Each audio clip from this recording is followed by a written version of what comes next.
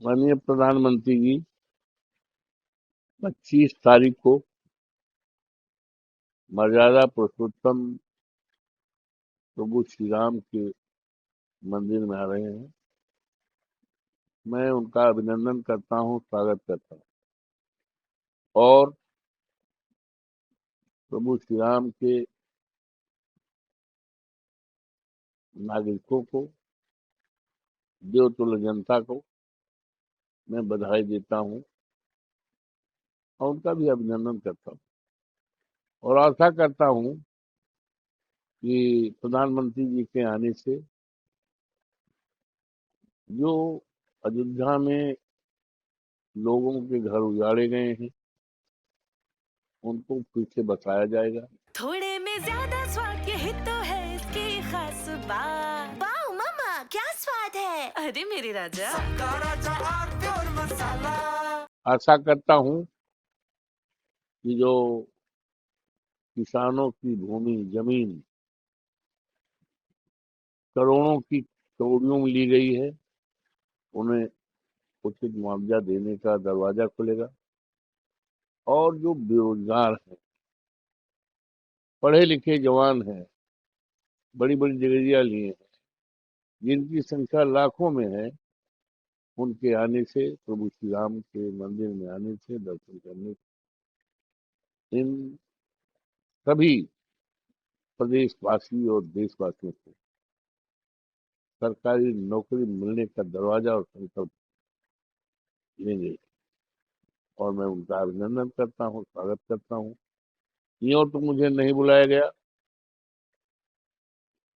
जबकि मैं सौभाग्यशाली हूँ, यहीं मैं पैदा हुआ हूँ और प्रभु श्री राम के मंदिर जब नहीं बना था तो साकेत महाविद्यालय में पढ़ता था, बीए की पढ़ाई पढ़ता था और सप्ताह में एक आध दिन माता सीता जी के रसोई देखने जाता था। तो मेरा तो लगाव है और प्रभु की कृपा मेरे ऊपर है। 9 बार के विधायक और 6 बार के मंत्री और जनपद अयोध्या की जो 54 फैजाबाद सीट है, ये सीट चुनाव के पहले लोगों की निगाहें लगी थी और आज जब चुनाव हो गया तो पूरे देश और दुनिया में चर्चा है। तो ऐसी ये सब कुछ प्रभु श्री राम की कृपा से, हनुमान जी की कृपा से, देवतुल्य जो हमारे मतदाता हैं उनकी कृपा है, हमारे नेता माननीय अखिलेश जी की कृपा है, जिन्होंने सामान्य सीट से मुझे टिकट दिया और देवतुल्य जनता ने जिताया। तो हमें तो कार्ड मिलना चाहिए था, हमें तो पास मिलना चाहिए था। लेकिन मैंने सुना है, अभी कल जिलाधिकारी से भी मैंने बात किया कि भाई परसों होना है 25 को, हमारे पास तो कार्ड नहीं आया, पास नहीं आया और जबकि हमारा जन्मस्थली है, हमारा संसदीय क्षेत्र है, हम यहीं पैदा हुए हैं। तो उन्होंने कहा साहब ये तो जिम्मेदारी ट्रस्ट की है, ट्रस्ट वाले जिसको चाह रहे हैं उनको दे रहे हैं। तो ये भी सुना है कि बाहरी लोगों को ज्यादा है और जो यहाँ के लोग हैं और प्रभु श्री राम की जो जनता है उनको मौका नहीं मिला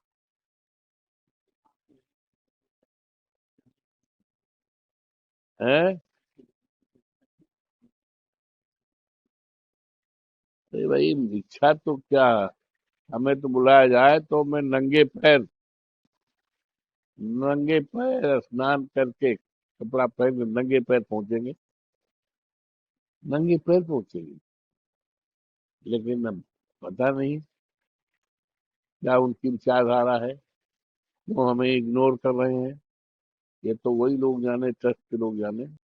जबकि प्रभु श्री राम सबके हैं, जन जन के हैं, गरीब के हैं, कमजोर के हैं, दलित के हैं, सबके हैं। प्रभु श्री राम में के राज में कभी डिस्टिंक्शन नहीं था, कभी भेदभाव नहीं था, सबको माने। लेकिन पता नहीं क्यों, क्या फीलिंग्स है भाई, क्या विचारधारा भाजपा के लोगों की है, ये तो समाज जानेगा, जान रहा है, या क्षेत्रवासी जान रहे हैं। हमें समझ नहीं आता क्यों नहीं बुलाया। बुलाते या बुलाएंगे तो मैं निश्चित तौर से नंगे पैर जाऊंगा दर्शन को।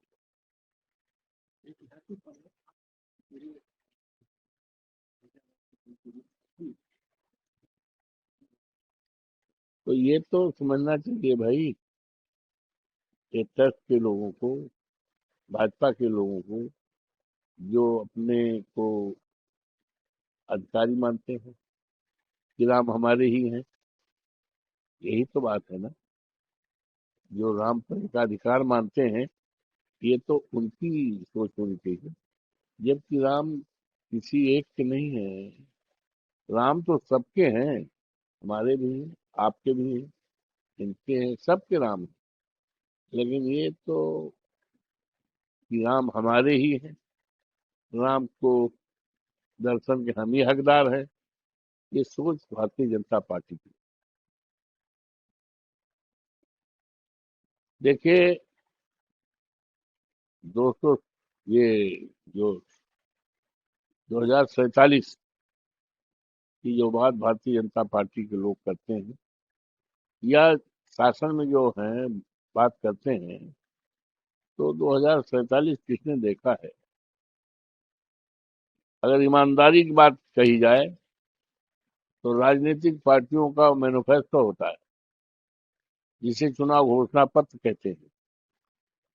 चुनाव घोषणा पत्र हम समाजवादियों के लिए, हमारे नेता माननीय अखिलेश यादव जी के लिए तो ऐसा पत्र है, जिस तरह से लोग धार्मिक ग्रंथों के प्रति आस्थावान होते हैं, उसके अनुसार चलते हैं, उसी तरह से हम समाजवादियों के लिए, हमारे नेता के लिए जो चुनाव घोषणा पत्र जारी करेंगे, उसको 5 साल में सरकार आने पर निभाने का काम करेंगे। वो किया है, चाहे माननीय नेताजी की सरकार रही हो, आज दुनिया में नहीं है, चाहे उनके लायक बेटे और हिंदुस्तान की कल की उम्मीद अखिलेश जी हो, पूरा काम किया है। जो कहा है घोषणा पत्र में, उससे कहीं ज्यादा किया है।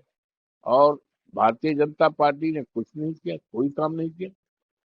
शानदार, आप सोचिए कि छात्राओं के लिए लैपटॉप बांटने का काम किया है, गरीबों के लिए, इस प्रदेश के गरीब महिलाओं के लिए 5,555 लाख पेंशन देने का काम किया था। योगी बाबा की सरकार आई, बंद हो गई।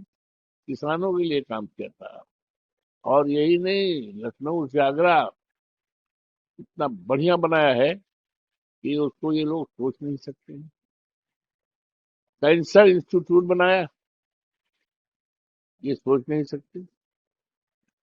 और डॉक्टर राम मनोहर लोहिया, लोहिया का जो है हॉस्पिटल, लोहिया अस्पताल बनाया, सारा काम किया है। लेकिन इन्होंने, इनसे पूछा जाए तो कुछ नहीं, केवल इनके एजेंडे में है हिंदू मुसलमान। ये है इस देश के नौजवानों को सरकारी नौकरी देने का कुछ नहीं है, और कानून व्यवस्था के लिए कुछ नहीं है। दलितों का जिस तरह से उत्पीड़न हो रहा है, जिस तरह से अपमान हो रहा है, अभी का कोरी जो शहीदों की धरती है, वहां पर रामपाल पासी, जिनकी उम्र 70 साल है, उसको पेशाब चटाने का प्रयास किया गया, चटाया गया, प्रयास नहीं। और चटाने वाले कौन है? ये दूसरे कोई नहीं है, भारतीय जनता पार्टी के कार्यकर्ता है, आरएसएस के कार्यकर्ता है। ये किसको चटा रहे हैं? जो वीरांगना उदा देवी 1857 में 36 अंग्रेजों को मौत के घाट उतारा था, देश को आजाद कराया था। आज आजादी के बाद उनके बाल बच्चों को, उनके परिवारजनों को हिसाब खिलाया जा रहा है।